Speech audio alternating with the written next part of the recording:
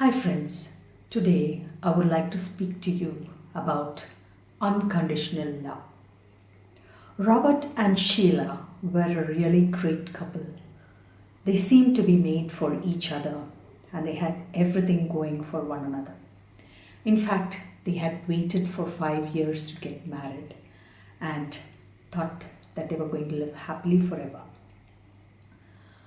So 2 years passed without any major issues between them. But as time went on, they found a lot of issues cropping up between them.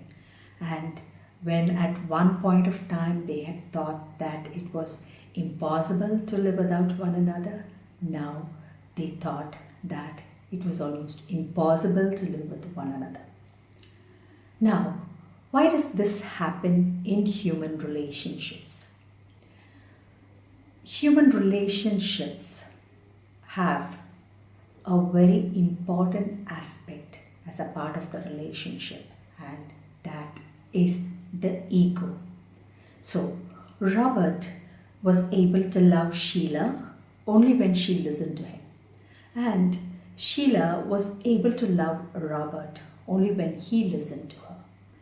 When one failed to listen to the other, then the relationship was in a state of confusion and the conflict grew. Now, how can these kind of situations be settled amicably? Religion gives us a number of solutions for settling these kind of issues in a very amicable way. When a person came and asked Jesus, Master, can you tell me how many times I should forgive my brother?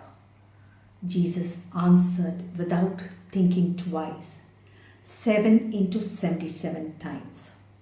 Now, 7 into 77 times does not mean the exact number of 7 multiplied into 77, but it means an infinite number of times. So anybody would have to forgive his brother or sister.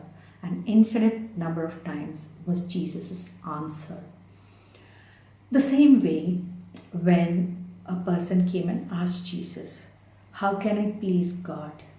Jesus said, if you have any conflict which has to be resolved with any of your brothers and sisters, you must first resolve that conflict and then you should come to the church to please God.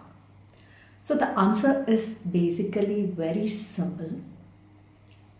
If you have to have unconditional love that Jesus spoke about, then any relationship would be very happy. So when one person forgives the other and keeps on forgiving the other an infinite number of times, the other has no option but to also forgive an infinite number of times.